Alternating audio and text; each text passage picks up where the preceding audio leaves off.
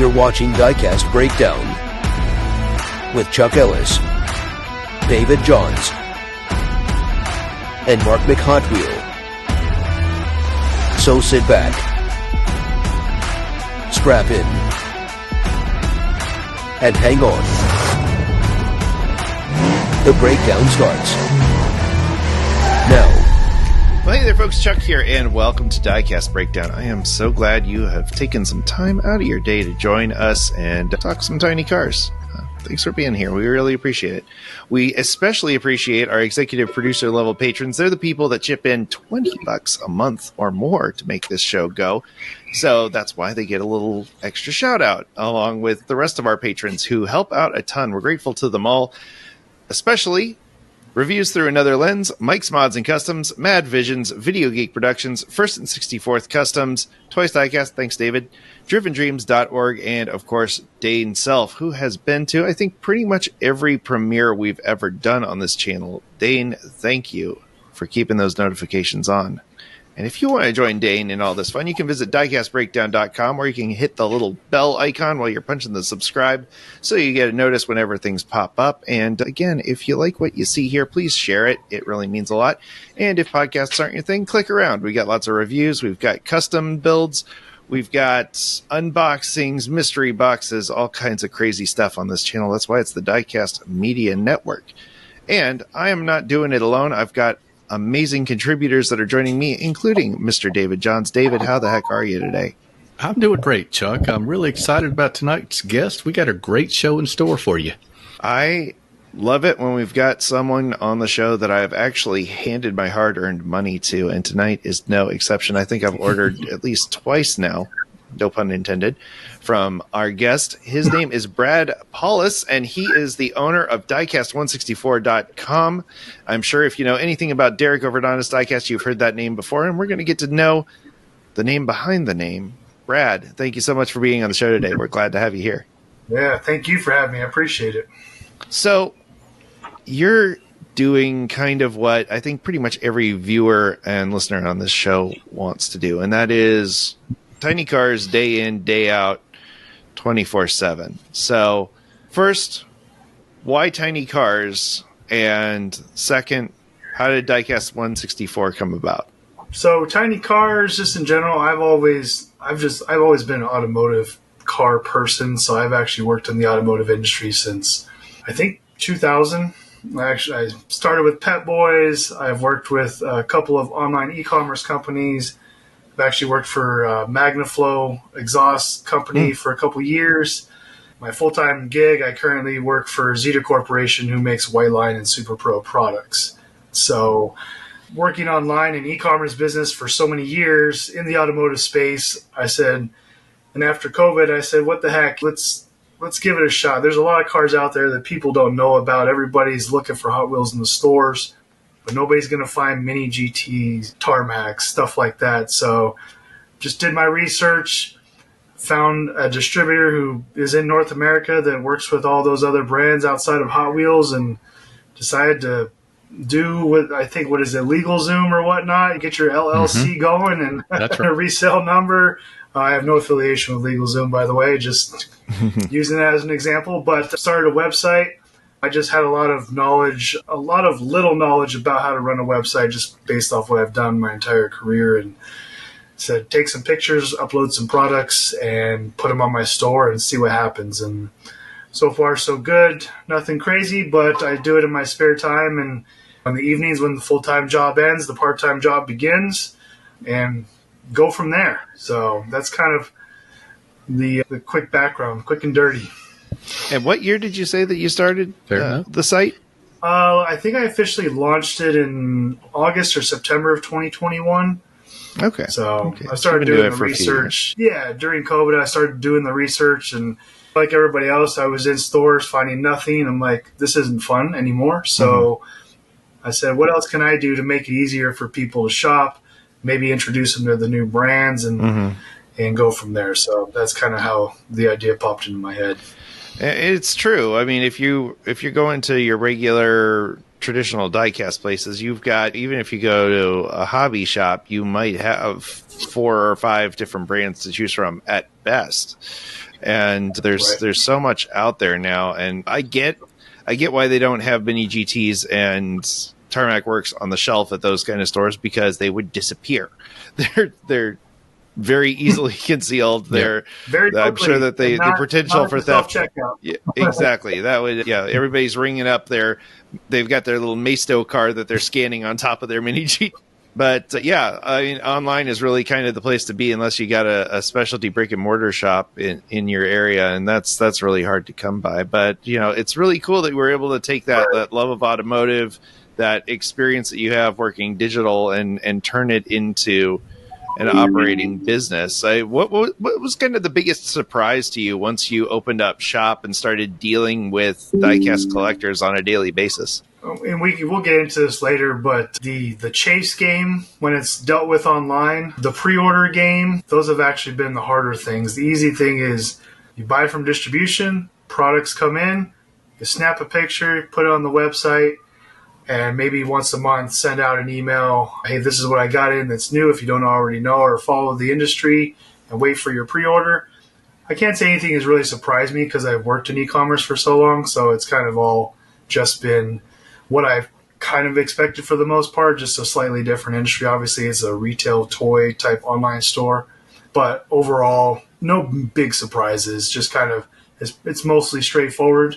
Just learning the little nuances like pre-orders and chases and stuff like that's been a learning curve, to say the least. So, Brad, I got a question about inventory. Like, to me, from an outsider's standpoint, it seems like you'd be pretty pressured to always have the freshest stuff, because if I'm a viewer and I'm sitting around and I'm looking while I'm listening to Diecast Breakdown like I do every week, and I'm saying, man, in this closet I've got 5,000 or 10,000 cars, I can do that.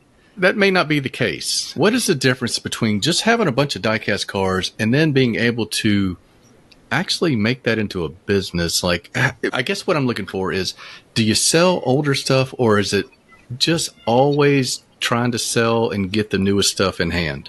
So for me specifically, how I decided to, I'll say, run the business is stick with the new releases. When I first started, I actually bought like a couple of collections from local people here in Utah, snap pictures, put them on the site. It could eventually sell, in my opinion. It just depends on what type of customer base you're going after. And if you're trying to hit everything, you'll go broke without a big bank loan. So I was like, you know what? I'm going to stop. I'm just going to halt immediately buying any type of collections. I don't have a hobby store. I literally run this out of my house, out of my mechanical room. And it's a big mechanical room, luckily, but I put shelves in it, so all the inventory goes there. It's starting to overflow into my garage now, which I don't like. So, but you got to buy the newest stuff. That's what I've decided to go for. The latest and greatest. You got to buy it by the case from distribution. You can't buy, I'll take 6 of those cars, 4 of those. Generally, cases come in 24s, some 48, depending on the car, the manufacturer. And that's kind of what I've proceeded to move forward with. Just the latest and greatest. Get the new releases, get it on the site, get it sold. So, and keep one for my collection, of course, out of all the ones I like. Of course, absolutely. That makes it easy. I'm like, you know what? I like this one. Put it over there. I'm going to keep one. Back with more Diecast Breakdown after this word from our sponsors. Legendary Hollywood concept artist and designer Fireball Tim Lawrence has created 3 exclusive pieces of automotive art based on the 3 hosts of Diecast Breakdown. Get these and other brilliant designs printed on mugs and more at fireballtimgarage.art today. Here's this week's small channel shout out. 164 World. If you have a favorite Diecast channel with less than 700 subscribers and you'd like to see them highlighted on a future episode, email us at diecastbreakdown@gmail.com. And now back to Diecast Breakdown. You mentioned when you were starting that you did your research, and I can see how with all the brands that we have out there right now, you could get yourself in a hole really quickly if you tried to offer every brand out there. How important is it to, I guess, know brands are good to work with and which ones are harder to work with? And like, how does somebody find that out? So in the U.S., there's pretty much one main distributor for North America. For Mini GT, there is only one. For like Tarmac, there's only maybe two, maybe three. Okay. I buy everything from the same one, so I just deal with them. I don't ever have to deal with the manufacturers. They're overseas. They have somebody over here to distribute their product. They don't need to be dealing with me, so I can't speak to that. But working with the distributor I work with, they've been very helpful, easy to work with, and since I only deal in 1/64 scale cars, I don't dive into the other scales. I'm able to spread my wings a little bit and carry a lot more brands. So I don't have to have the bankroll to buy those 1/18 scale, really nice cars, but very expensive cars at the same time. So that's helped me just stick with the niche of 1/64. I think anyone who has dealt in 1/64 diecast recently has noticed that it seems like for every casting of any other vehicle, there's got to be like 5 castings of the Nissan R34. Who do you think is doing it really well, and why do you think the R34 is so popular?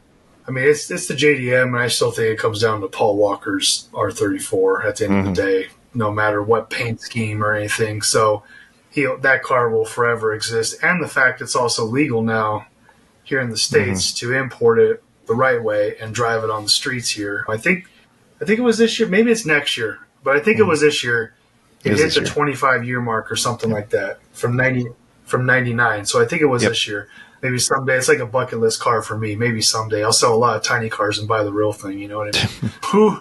Who does it really good? In my opinion, I actually really like ironically, Hot Wheels isn't my favorite brand as far as like all the castings and stuff go, but I think they do a really good job with it. Yeah, I'm actually not a huge fan of like the wheel setup on it, the stance of it. They do okay. They have a lot of nice releases, but I think the best one, in my opinion, is actually 64. Yeah, on their R34 castings, they do really nice on those. Plus, they come with a base, a case. Depending on the release, it has a cardboard box on it, so they do really nice. I mean, the price point is obviously you're going to get what you pay for too. You have 650 Hot Wheels R34s, which are really nice in my opinion. You have Mini GTs that are $17 to $20, and then you got those $25 to $30. So just depends on the collector, what you're looking for. I mean, if that's all you collect, you're probably buying them from every brand just because that's your collection. So each their own, but it's kind of how I would personally rank them and from what I've seen when I get my inventory in. Well, you get to handle more than most, I would imagine. So just it's a fascinating thing for me. It kind of feels like Paul Walker is to the R34 now what like the Dukes of Hazzard were to the Dodge Charger in the 80s. It just feels like it's just like become this iconic thing that it doesn't even matter if it's not the one from the show. It's that car. And so it's kind of interesting seeing the tastes evolve. I just saw that Hot Wheels is going to do the Fast and Furious 87 Caprice, and I got really excited about it because I can't recall the last time Hot Wheels had a box Caprice. I don't even think they did. I think they had something similar. Like the Crack Up was kind of like a box Caprice, but they haven't had one of those in a long, long time. And I was very excited about that. It's been kind of wild seeing all these 80s cars, especially companies like Greenlight that are dropping these crazy malaise era 70s and 80s domestic stuff, and Auto World with the Caravans and the Chrysler Conquests and stuff. So it's nice to see all the angle cars kind of coming into their own. Where do you see the hobby going? Like, do you think it's going to stick this hard with JDM, or do you think there's going to be a turn somewhere? I think it's going to, I personally think it'll stick because that's what sells the most is the JDM, and the customer base for it is generally still in their 20s, 30s, maybe even in my age, in my mid 40s. That's still who, like I was 20 or 19 when Fast and the Furious came out. 20, 21, 22 when the R34 came out and Too Fast, Too Furious. So that's kind of like, I'll call it, what's the term? What's the culture term that everyone, touchstone? Don't blank, but it's like, gosh, it's an iconic culture car. Yeah, like it's what a lot of the age groups you've seen, and people are still being introduced to Fast and the Furious movies these days because they're coming out with Fast 10, 11, whatever number they're on. So they go back and watch the other ones, maybe to catch up, and they see that car again. Then they see all the Fast and Furious from Hot Wheels sets, and it's just they're still being introduced to it. Now, baby boomers and stuff, they're probably not up as much on JDM. Like by the time JDM stuff got hot, they're probably in their 50s already and such. So it didn't appeal to them maybe in the early 2000s. So they just like their classic muscle cars and truck castings. So I think for the next 20 years, it's still going to be JDM, but R34 or R35 I think just got axed. So they're only going to have another year of producing those.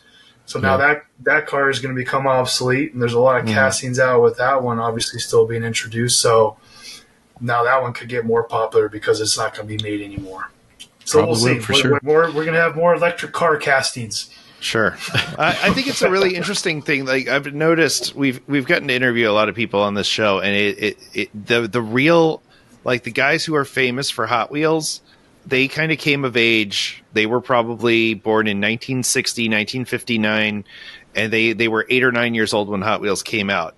And the guys who are best known for Matchbox, like they're 5 years older. Like they're just old enough that when they kind of started getting interested in cars, Matchbox was the only game in town. And so I think it's very interesting where and when you were born can really shape the kind of diecast that you collect. And I'm one of those annoying ones that does, I collect all whatever catches my eye. But I'll be honest, I'm drawn to the cars that look like the cars that were popular when I grew up. And those would be the cars from the 80s TV shows and the 90s cars and the Walker Texas Ranger truck or the Dukes of Hazzard General Lee or the Starsky and Hutch Torino, because that's that touchstone, the Dodge Aries, because my grandma had one and I would drive it when my Valiant was broken, and so which was often, and I hated that car, but it was always running when I needed it to. Anyway, but yeah, I think you're right. I think the Fast franchise has had such an incredible impact on, which is funny considering how laughed at it was for so long in car culture, because the cars have 13 gears and a 10-second race takes 3 minutes, and somehow your manifold is making the floor fall out of your Mitsubishi Eclipse. How's that happening? But or you go from that to swinging your Dodge Charger from a vine across a ravine, or was that the Charger or the Mustang that they did that? I forget. But one of them went to the moon. Well, yeah, there was the Fiero in space. The Fiero in space. Yeah, Pontiac fans rejoice. Well, hey, I remember, speaking of being old, I remember seeing that car and being like, it's from the future. Like that and the MR2 were so foreign. Like people don't really understand how these goofy cars like the DeLorean and the Fiero and the MR2 and the wedge cars really blew people's minds. Like even like the C4 Corvette with its angular thing in the digital display, like, or the Buick Riata. What are these things? These are these amazing angular vehicles from that look like they're designed to cut through space, and they went and did it. They put one in space. Those crazy maniacs over at Fast. So yeah, it's fun. I was one of those people very early on that was very critical of the Fast movies, and I was like, I was about your age when the first one came out, and I was like, this is so dumb, and these Japanese vehicles, they're not cool like the old muscle cars. And I came around to them. First of all, I was of the opinion that all Japanese cars were front wheel drive. That's how out of it I was. So I learned a lot from those franchises, and then grew to love them for the goofy things that they are, and just have fun with them. It's superhero movies with cars. Just let it happen, and you're gonna get to see some beautiful cars and some crazy stunts and family and crack a Corona and join it with your family and have a barbecue and say grace and whatever. And you're just going to and always remember, can I ask a real question? Your now? enemy from the last movie is now your friend. Brad, you got to have the current stuff to be the site that everybody goes to. Have you got anything super fresh you can show some people tonight who are watching this episode? Actually, yes. So I just got my stock order of Slide Street in on Saturday afternoon. Sweet. Nice. Awesome. So I got fresh cases. So for people who are listening or will be listening, I am shipping pre-orders out. I hope to have them out by the end of the week. This was a very popular release, so hang tight. It's just me. I will ship your order out. I get messages every day. Hey, did you get it in? Did you get it in? I'm like, I did. I'm going to start shipping orders in. I promise. I'm real. I'm not a bot. I don't take your money. I'll get to your order. I promise. So that's fresh. I did get Fast and the Furious G, I believe is the letter. That came in with Slide Street, and Team Transport B came in with Slide Street and the Fast and the Furious G. And next week, I'm getting a very large Mini GT Inno Tarmac Pop Race goodies. So okay, and just to clarify, in case there's a delay in publishing, we're talking about that would be the week of the 8th through the 12th. Okay, that is correct. Of July and 24. Gotcha. All right. Yes. Well, I'm really excited. I thought Slide Street has that been a good seller historically? It was a pretty cool set. Yeah. So when the first one came out, I think it was 2022. The first one came out. I was only like a year into it, so I didn't get a lot in at the time. I was still growing then too now, but really getting started back then. I sold them all out. I ordered probably 150 cases of this one, and almost all were pre-sold out. Wow. So it's been the most popular release this year. The only second one that was even close was Modern Classics this year. So, So, well, that answers that, doesn't it? Fresh, sealed. Oh, H. boy. So while you're opening this, and go ahead, like that's got to be pretty cool to have 150 sets and they're already sold. That doesn't sound like that would happen very often. It's cool until they get here and you have to ship them all. Busy evening with a tape gun, I tell you what. Yeah, it's busy evenings for a week, unfortunately, and when the wife has to put all the kids to bed for 5 nights in a row while I get all the orders out. So but I will crack one so people see me. We'll get lucky here. So when you ship stuff, do you put stuff on top of that, or can people? Okay, so they don't know it's Hot Wheels sitting on the front porch. Okay, that's a good call. This goes inside another brown box and generally a little bit of packaging tape. So there we go. We got the Lambo. Is that kind of that geometric camo? I should go in order. Yeah. So let me go in order. Here's a 2023 Nissan Z. Nice. Oh, sweet. Okay. Then number 2 was I'll call it the camo Lambo, but it's a good looking car. And that was a Liberty Walk, wasn't it? Yes. Oh yeah, that's going to be. Is that going to be the hard one to get? 2023. I'm sorry. Chase, if I remember correctly. Yeah, that is a 2023 GR Corolla. So no. It would be all black if it was the Chase. They're still all black. Oh, yeah, I like that. The 240 is a good looking car. Yeah, there's. Chuck, I think that's the card. Is that the card we got in Atlanta? It is, actually. Yeah. I've got it hanging on my wall over my shoulder. Yeah, we got the... That was the one that the artist signed. No Chase. No Chase. That's all right. You know what, Brad? Hold that one up just a little bit longer. That's a really well done one, isn't it? I like that. Look at that. I like that a lot. Very cool. Yeah, it's clean. I like the white wheels, and it's got like the white roof line, so it plays off the white wheels. And I'm sure most people know is a windshield wiper brand. They sell like a windshield applicant to like create like a barrier on your so water beads off. So I'm sure they got Nitto's on there. What else is on there? BC Racing, the coilovers, their logo's on there, and that's all I can see. No, Mobile One's on the back. So I will say, I'm the camera do its thing. Yeah, I will say that as the owner of several old cars, Rain-X is a lifesaver when you've got old electronics and bad wiper motors. It is a handy thing, but not sponsored by them yet. Don't touch the dial. Diecast Breakdown will be right back after these messages. Diecast Breakdown is produced in partnership with TWYCE Diecast and Driven Dreams Org on YouTube. Check out their channels in the video description and subscribe for more epic Diecast content.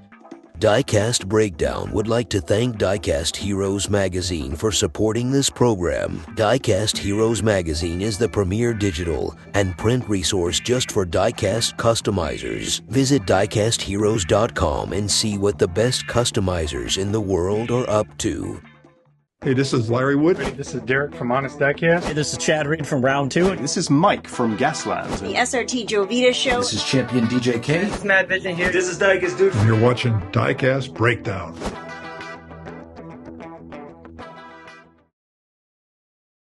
And now, the thrilling conclusion of this week's episode of Diecast Breakdown. We know the hot mixes and the hot sets. Are there any that like you just don't want to touch? Like they're just going to sit in your inventory? Yeah. So there's some castings, some other brands like Land Rovers. Most Land Rovers don't do anything. What else? Some vans, and then like most Hot Wheels pop culture sets don't really do anything except the latest one that had not that one. The latest one that had these in them. Yep. That's been the only pop culture that I've ordered in the last 2 years. Interesting. Yeah. Everybody just wants one car out of that case. Whether it was a port, I think the Gran Turismo GT3 RS green Porsche, everybody else doesn't want anything. But this pop race set that had this, the R34, I think it had the Dumb and Dumber van. Yeah, that's been the best pop culture, and I sold out of those. I did some pre-orders on them, and I sold them all, and I didn't even get to keep a case for myself. So they have the original Batman as well. I think maybe, so, yeah. If I remember correctly. Oh yeah, the first Batmobile. Yeah, but, yeah. It's funny you mentioned Land Rover not selling well because that's one of the things that I bought from you was that British Trans-Americans Expedition Mini GT because I was like, holy cow, that's an amazing price, $16.95 and free shipping. I'd be a fool not to pick that up. A fool. It must be an error. Yeah. But I actually marked them down because I wasn't selling any, whether it was my website, my eBay store, my Walmart store, nothing. So it was not a mover. No, so the pop culture we just talked about had the Beavis and Butthead, Dumb and Dumber, and MTV, I think, Medic van. No Batman in that one. Yeah. Okay. Dairy Delivery. Sorry, had the MTV Dairy Delivery, MTV. And the 77 Pacer with Beavis and Butthead. So yeah, I just picked up the Beavis and Butthead one just because I like the Pack and Pacer, and I like cars with painted on patina. So I was like, dang it, they went and patinaed it. I've got to get it now. No, it's a cool looking car for the Pacer for sure, but I stay away from. What else do I stay away from? Let's see. There's been some other ones. What about any of those kind of quasi premiums? Do you mess around with like that vintage, like the neon set, or even the neon speeders? Do you do any of those? No, or just it's mostly premium, so it's gonna have everything's gonna have rubber wheels. I think I did when I first started. I was all gung ho when you first get started. Oh, let me get a few cases of these, and I still have sets from like older like anniversary sets from Hot Wheels, like those orange ones or the black and gold ones that I haven't moved. So I stay away from that stuff and just kind of stay the 164 diecast premium cars for the most part. I could always dabble in it if I see something that might move, but I usually don't. So, well, I mean, just like what you said earlier, you'll just get overwhelmed. Like if you try and get everybody everything, you're sitting there on a mountain of debt and a bunch of boxes. Yeah, I don't have the financial backing for that, nor do I have the audience for it yet. If I get there someday, awesome. But I won't be running out of my house anymore. I'll have rooms of cars that then I'll be living in the house by myself because my wife will take the kids and go somewhere else. So have you tried selling on Whatnot? A lot of diecast retailers have tried that platform, and I have yet to try it. I'm just kind of curious what other people's takes are on it. I haven't, so maybe I'll give it a try at some point. I honestly just don't have the time to do it because I literally do everything by myself. The ordering, the website loading. Good thing AI can write content now because I would just spend more time doing that. I'll tweak it a little bit, but then when I get the items in, I got to take the pictures. I got to update the sites. Then I'm still shipping the pre-orders that came in, and USPS comes to my house, or USPS comes to my house every day. So my mail lady hates me. So, but she takes all the packages out every day for me, so I don't have to go to the post office. Hey, Brad, it's always nice when you get when you find another way to build your brand, kind of with like a buddy or a network of friends. And we know you have a pretty cool thing going with Derek of Honest Diecast, who sits in on our show from time to time and does a great job. And I'm just curious about maybe how that relationship where he reviews cars and mentions you and it's almost like a sponsorship type situation, and how that's going and like how that started. Because I would love for viewers who maybe have a successful YouTube channel one day could have that in the back of their mind as something that they could potentially have one day. How did all that come to be? Yeah, so when I was watching, or back when COVID was going on, I was lucky enough to be able to work from home at the time, and I just happened to click on one of Derek's videos at the time when he was hunting in stores, and started kind of just watching him. Then I would actually have him on one of my screens while I was working. I have his videos running, and just kind of was introduced to him that way, just by watching his videos like everybody else. And once I finally got the business started and running, I still continued to watch his videos. I was a fan of the channel. And then I was like, you know what? I don't think anybody has sponsored him or anything like that. I should reach out, see if he has any interest. I think he had grown or was closing in on 10,000 or 11,000 followers when I reached out. And I said, hey, yeah, I'd love to sponsor maybe a giveaway. I think in one of his videos he mentioned he was going to do a 10 or 11,000 subscriber giveaway. I said, hey, I'd love to sponsor that if you're open to it. He openly accepted, and that's kind of how we got introduced. And I said, hey, if you want some cars, I'd be happy to send you some in return for some links and reviews on them, some honest reviews. And he was happy to do it. And that's kind of how the relationship started and how it's going. And if I get new stuff in, as long as I haven't sold it out or anything, I'll send him some so he can review it and give people his opinion on it. And he can burn the cars if he wants, if he doesn't like the casting, or he can customize it, or he can give it away to his viewers. So if it helps him out, that's awesome. So if it grows his collection, I hope he's got enough wall space. So how many Porsches has he really tried to bum off you? Yeah, so I send him every Porsche just because I know that's his thing. So yeah, I get a new Porsche, and I pull one for me. There you go. Pull in Derek's box. So that's a relationship security right there. You feed him Porsches and tell him he's pretty, and you're set for life. It's great. We love Derek. Brad, I got a test for you. I know we didn't say that you were coming on, and we were going to hit you with a pop quiz, but first thing I noticed is on your forearm you've got Monaro, so that happens to be the name of a car from a certain I do have a Durango RT in the garage. So on the Diecast 164 site, you mentioned one of my favorite brands from around the world. So I'm going to hit you with a pop quiz. I'm going to see if you can name the manufacturer of 4 vehicles because they were listed on your website, and I want to test you and see if you're a true fan. So, who made this Ute pickup, the real one, not the Diecast brand? What kind of truck is this? Yeah, that's got to be it's a Holden Ute. That's all I know. It's a Holden. That's all. Yeah. That's all we needed to know. That is a Holden. All right, what is this car? This is called a Tirana. Who makes that? That would still be a Holden. You're right. All right. 2 for Loving 2. where this is going. They had a premium cast in their two-pack. These are premiums. I think you would like them. Metal body, metal base. Check out this guy. This is a Sandman Holden. And check this guy out from Auto Art. A freaking 1950s Holden sedan. So the only reason I mentioned that is I saw where you were a fan of Holden. I'm genuinely curious why in the world you'd like a Holden. So tell me a little bit about that briefly.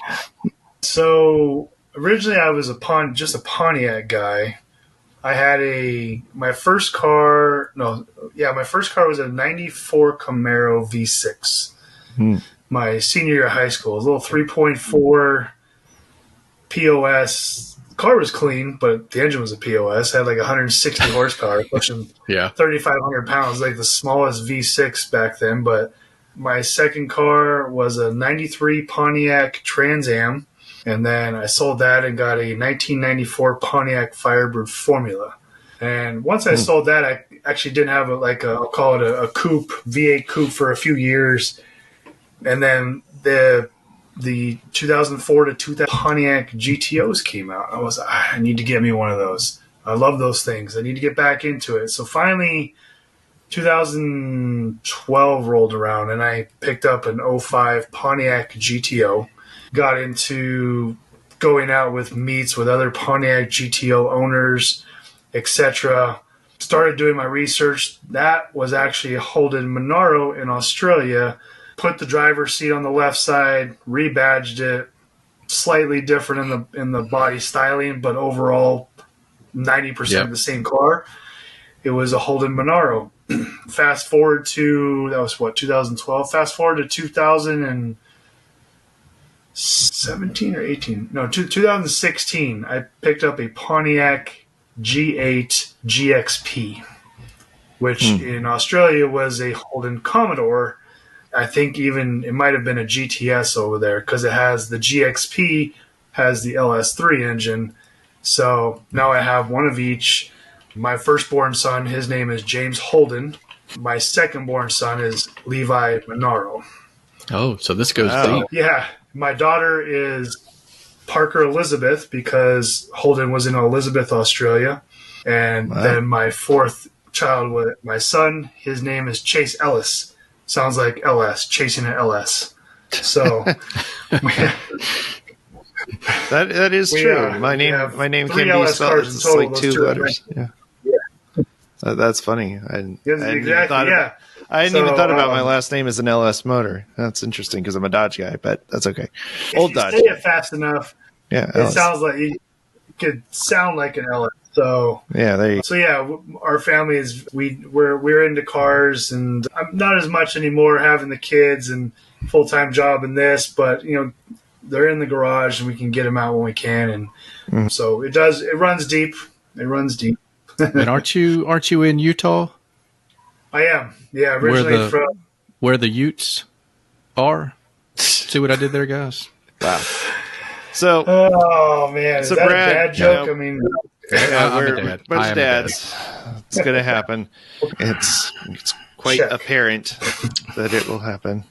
Anyway, so Brad, is the dream to do this full time, or is this just a fun side hustle for you?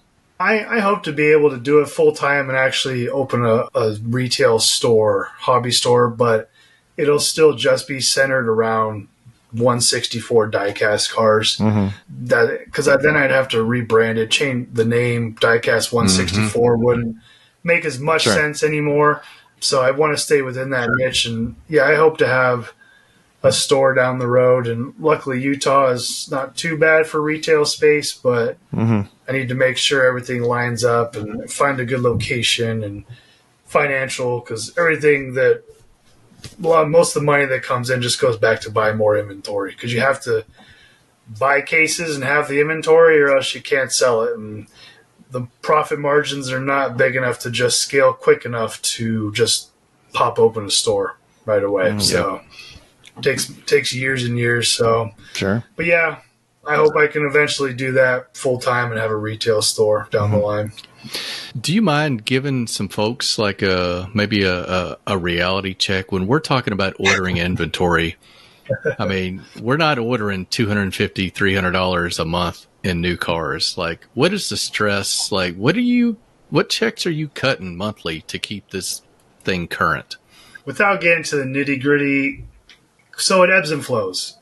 Yeah. Because, and we'll get, and like I said, we'll get into pre-orders and all that stuff like that. I can get into more nitty gritty of how that all works. But manufacturers, no matter who it is, Mattel, Mini GT, whatever.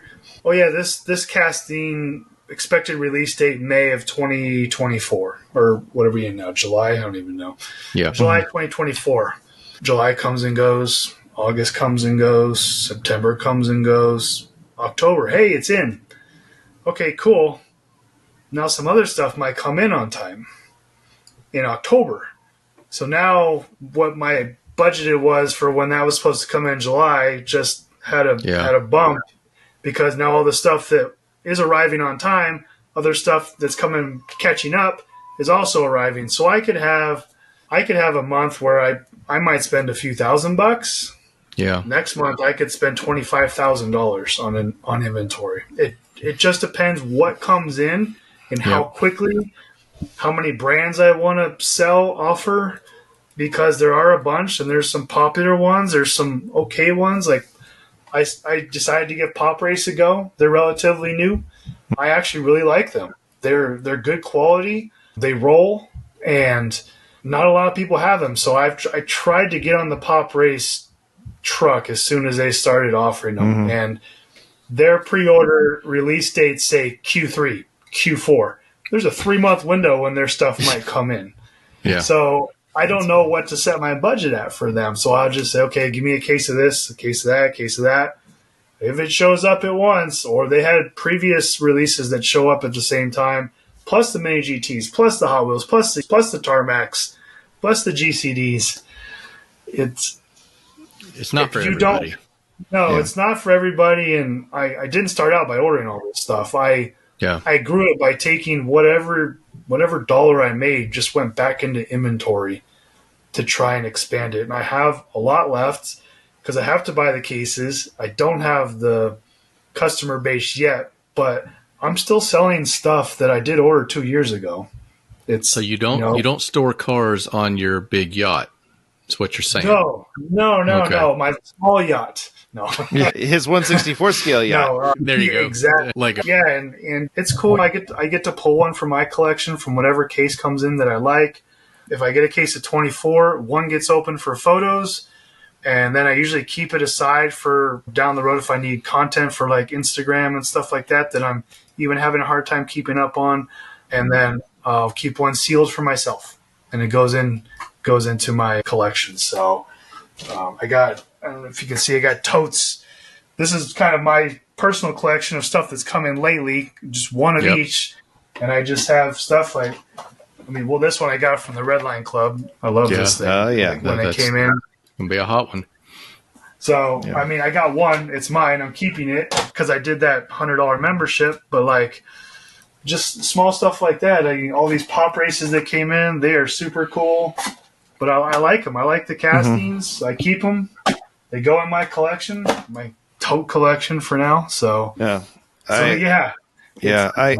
agree. I think Pop Races, their 911s and specifically are gorgeous. I've got actually 2 of them in my collection because I liked them so much. I got a turquoise one, and I got a tan one that had a little plaid suitcase that goes on the roof rack, and they're just really, really cool. Oh, yeah. And so it's just really exciting to see where the community is going, where these new brands are coming up. Is there any, when you're adding these to your collection, is there any ones that you've added to the collection recently that have really been like, oh man, I'm really glad I finally got this? Or is there a grail piece of yours or your favorite one in your collection? So I don't have a grail piece. Stuff that's come in lately, excuse me spinning around looking, I have too much stuff over here. So I like Kaido houses. Their quality is real good. Buy Mini GT, obviously, but not that these are new, but I'll show them to you. Everybody's seen them. But I was able to pick up through distribution last minute. Now, this glare is absolutely amazing. Oh, look at that. This was the one that they came never with miss. Yeah, this is that blue carbon. It looks real sharp. And when I got a case of the Christmas F40s, they actually came in after Christmas. This is one of the ones that was due in November of 2023. I think that most distributors got them in January of 2024. I was like, I'm keeping one. We're a big Christmas family. So I opened one. They're sealed when they come in. Don't forget. They're very sealed. Plastic around the cardboard and everything.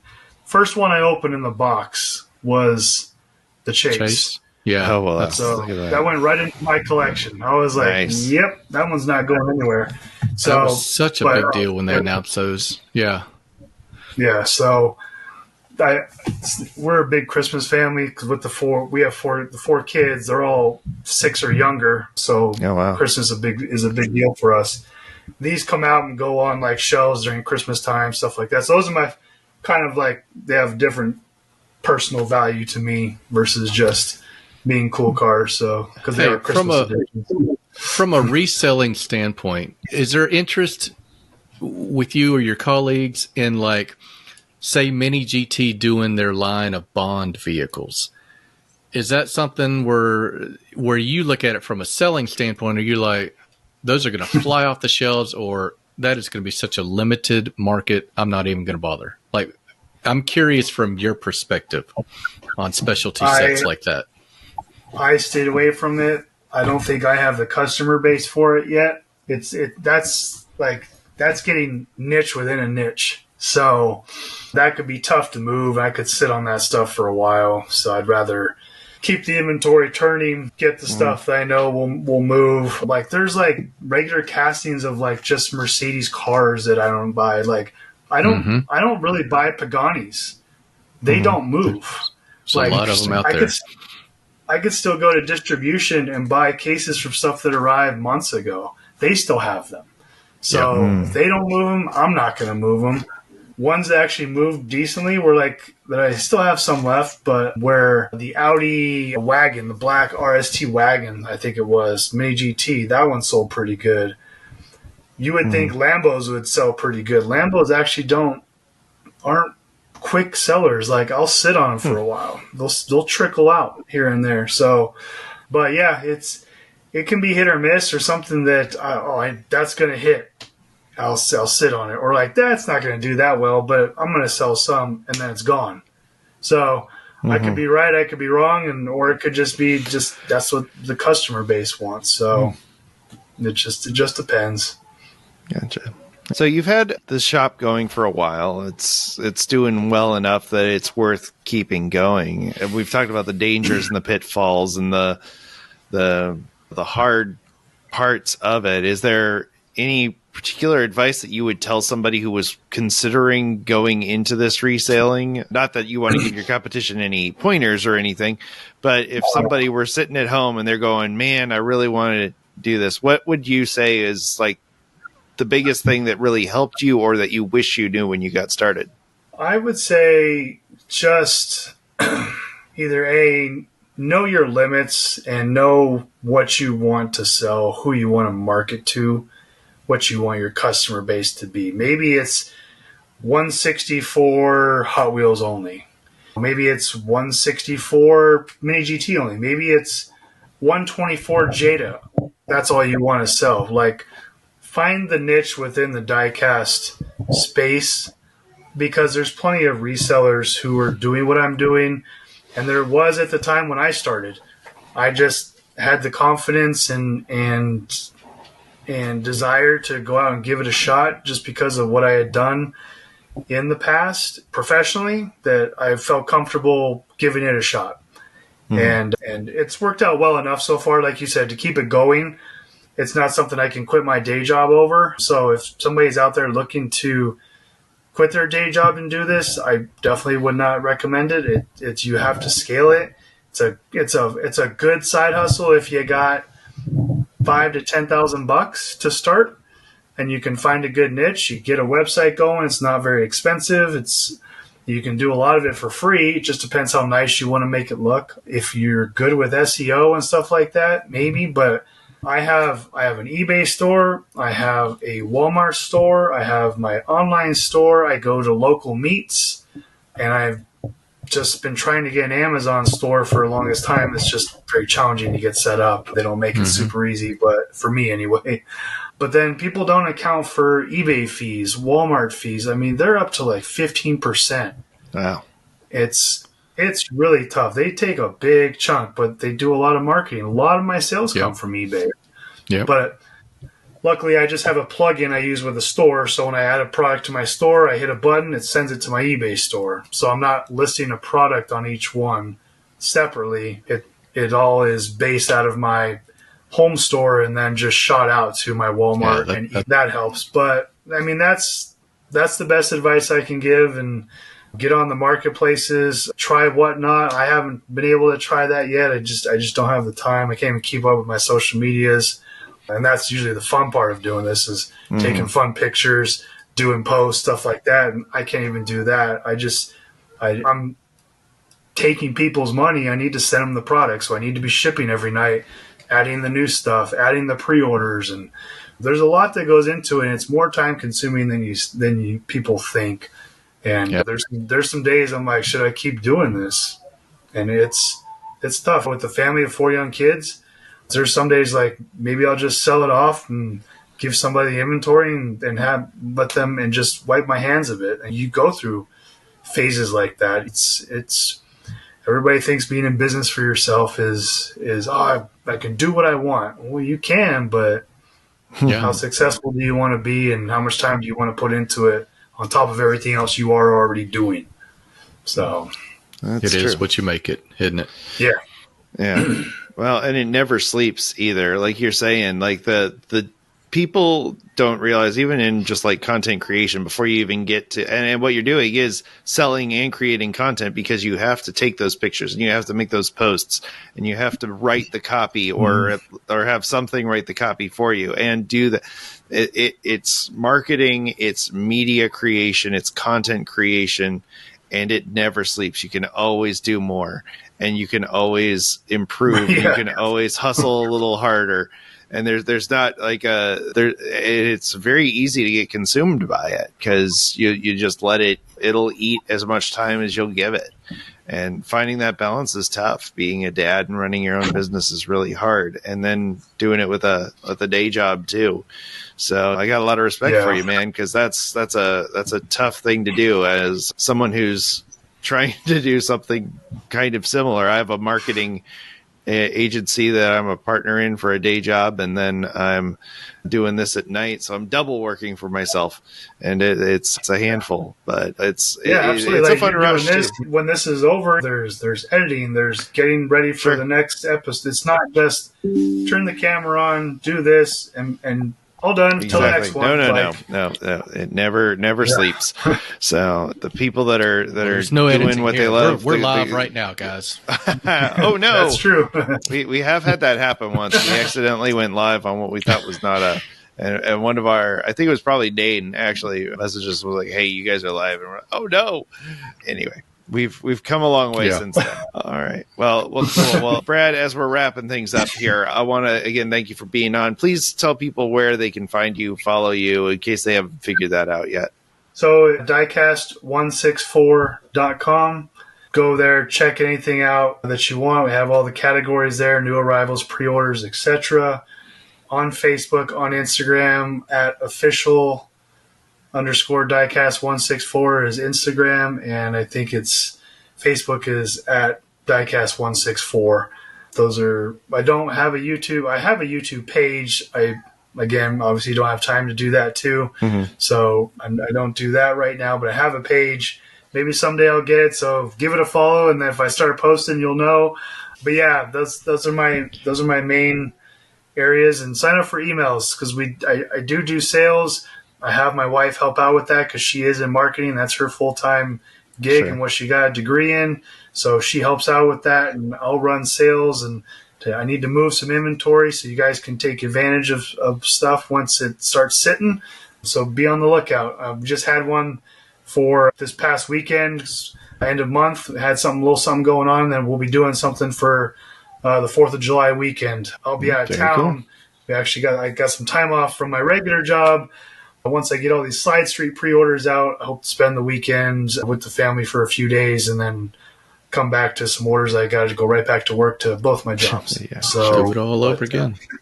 Understood. Yeah. But appreciate the plug. Before we, one of the things that we were talking about before recording is, of course, you are one of the retailers that opens your cases. You sell the chases separately, and that can be great for people who are looking to find the chases specifically. And one of the funny things that you pointed out is that sometimes people are actually mad at you if they get the chase and didn't order it.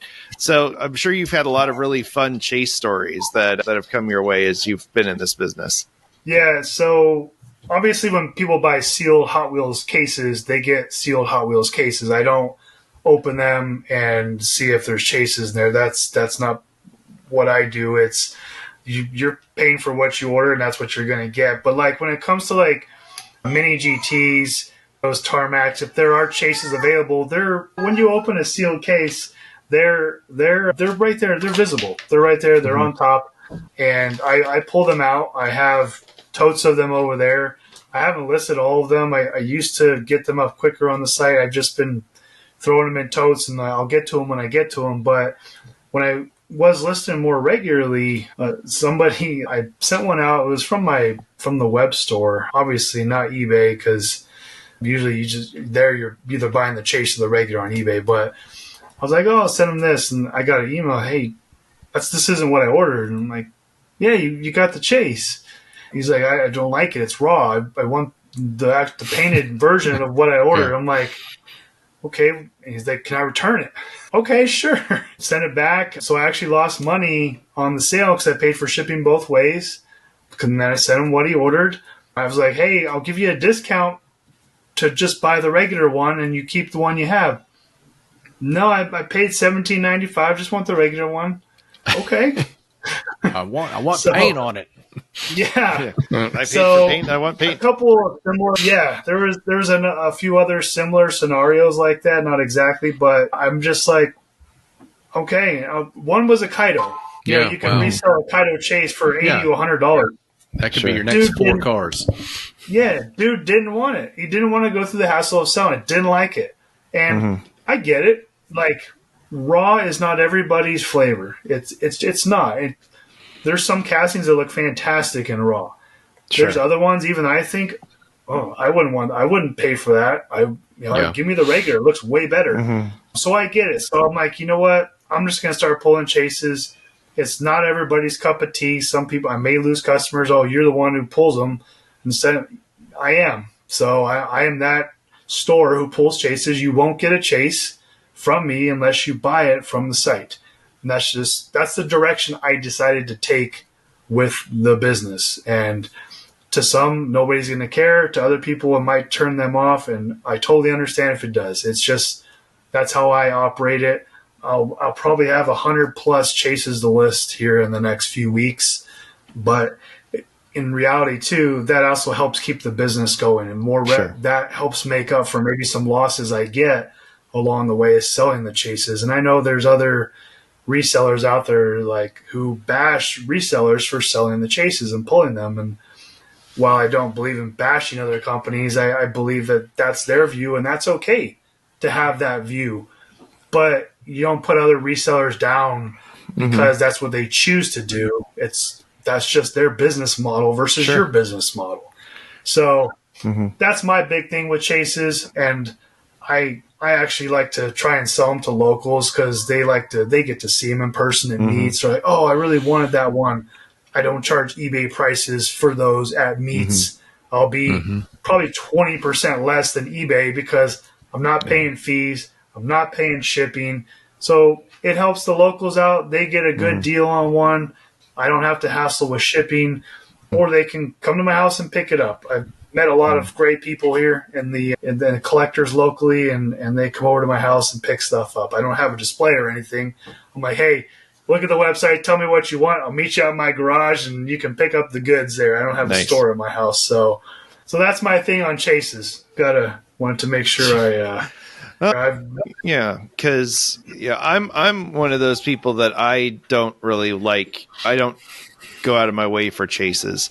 Personally, because when I buy a car, I want it to look as much like the miniature version of the real car as possible. I actually just bought the not Back to the Future Toyota Hilux from Diecast Talk that just came out, and they were like, "Oh, there's only 50 chases," and I was like, "I really hope I don't get one because I want one that looks like the truck from the movie."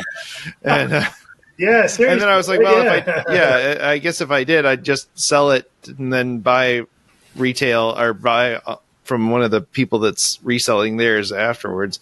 But I think that's a good point. Shop with who you like. If you really want to find chases, you're going to have to pay the price, or you find someone who will let you gamble on stuff. And I've had it happen both ways. I've had chases that I've bought from like the Auto World store or something, and it just kind of surprised me with one, and it's cool. And I was able to pass it on to someone who could like it better.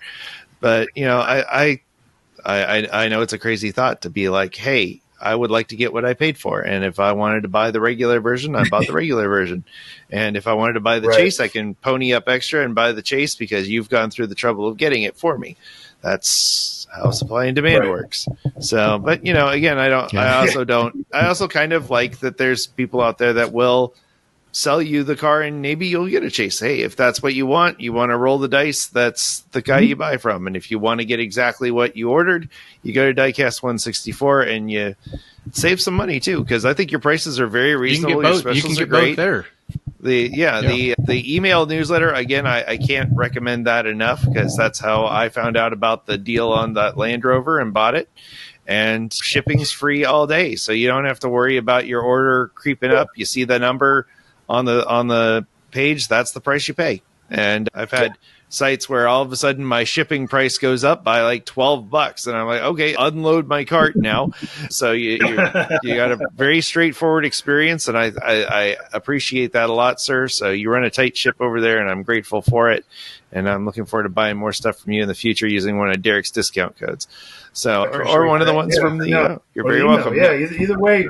All right. Well, again, thank you, Brad, for being here. And thank you, watchers, listeners, wherever you are, for making it to the end of another episode of Diecast Breakdown. If you really like what we do, we have merch. By the way, I forgot to mention we have merch. You can buy a Diecast Breakdown t-shirt, Diecast Media Network t-shirt, or many of the amazing original Diecast designs that my brother Justin Ellis has on our TeePublic store, or you can find them linked on the little buttons below your YouTube video. And if you're not watching this on YouTube, go check out the YouTube video. And if you're watching us on YouTube, go check out the audio feed.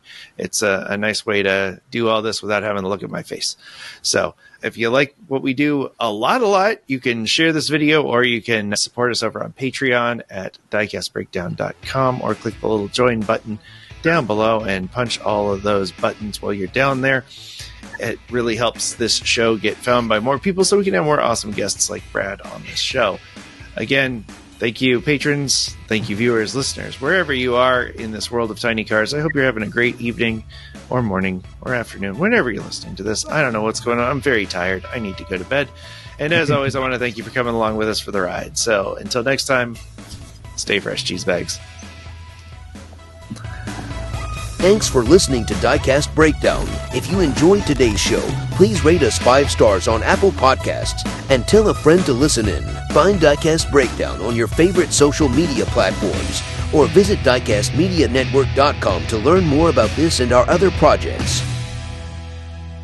Diecast Breakdown is a presentation of Flying Valiant and the Diecast Media Network.